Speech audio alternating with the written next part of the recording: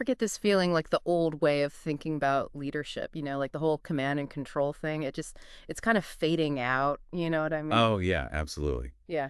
It's actually been fascinating to watch how much the idea of leadership is changing, even just compared to a few years ago. It's amazing how fast it's evolving. Yeah, it really is.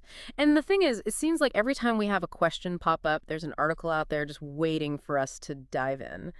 So this time, we've got a really interesting piece from LinkedIn we're going to be looking at. It's titled Redefining Leadership in the Modern World Beyond Titles and Authority, which is a pretty bold statement, right? It is. It's a great read, though. Rajdeep B. wrote it, and it came out just this past April. Yes. And we're all about those concise reads for these deep dives. So tell me more. Well, Rajdeep gets straight to the point. The whole article is like a clear roadmap of how leadership is being, like, reimagined, for lack of a better word. I like it. So where does it start? It jumps right into what defines a leader in this day and age, then breaks down all these essential traits that we should be paying attention to, the traits that really matter. And I'm guessing these aren't your typical traditional leadership qualities we're talking about here. You got it. We're talking empathy, agility, authenticity, that kind of stuff. Okay, so straight into buzzword territory then, huh? I mean, it's easy to throw those words around. Empathy, agility, authenticity. But what do those actually look like in real life, right? Like in a fast-paced, constantly shifting work environment? That's what I really want to know. You and me both. I mean, it's easy to talk the talk, right? But putting those things into practice, that's the real challenge. Totally. So let's break it down.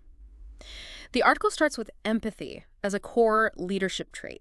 But what does that really mean, empathy in leadership? I feel like it's more than just listening to someone and saying, oh, yeah, I get it, right? Yeah, for sure. It has to be more than that. It's about actually doing something, taking action based on what you're hearing. And the article actually gives a really good example of this. Yeah. A CEO learned that a bunch of his employees were having problems with childcare.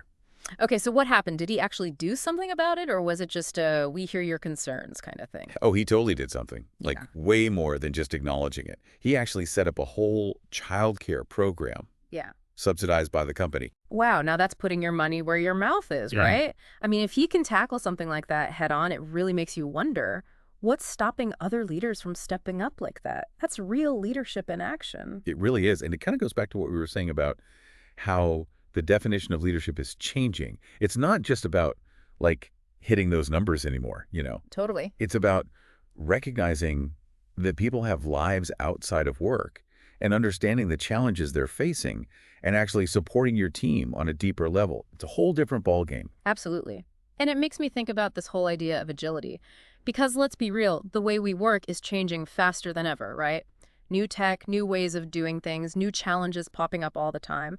So how can any leader, how can they keep up with all that, let alone thrive in that environment without being, well, adaptable? You're right on the money with that one.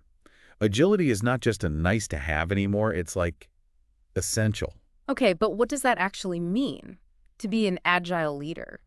Yeah, the article does a really good job of breaking it down. Because sometimes when I hear agility, I think, so you're just saying you have to be okay with constant change? Like, is that all it is? Well, it's a little more nuanced than that. Okay, I'm listening. Okay, imagine you're sailing a ship, right? Okay. Being reactive is like changing course every time the wind shifts. You might end up somewhere eventually, but it's probably not going to be where you planned on going. I like that. Okay, so how does that apply to, say, like leading a team? Think of it this way.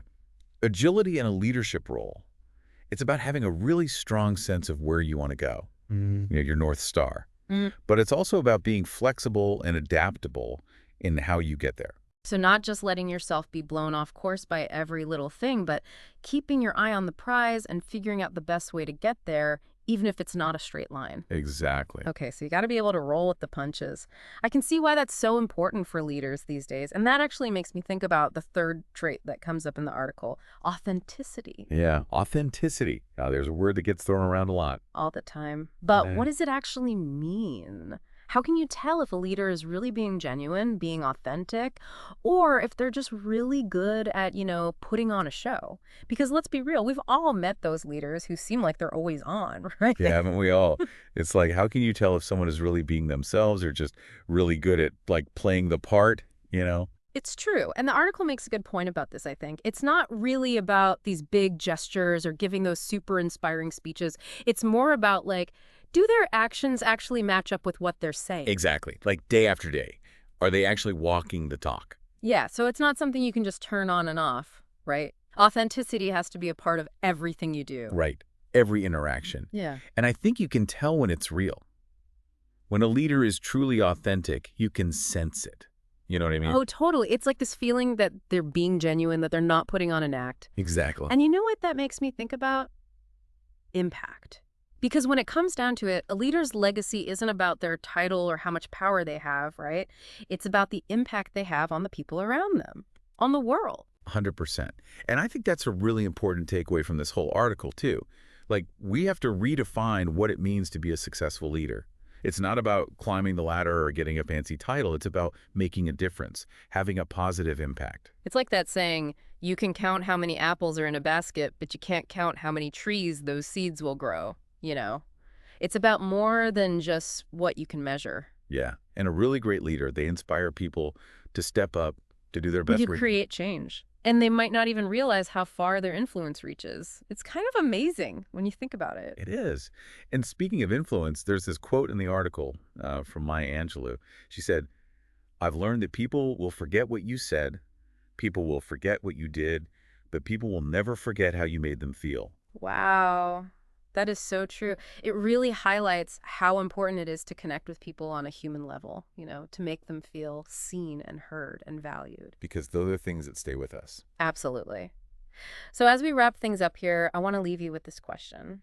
Think about the leaders who have really inspired you. What was it about them that resonated with you? And how can you bring those same qualities into your own life, your work, everything you do? Because remember, leadership isn't about your title. It's about the impact you make. So well said.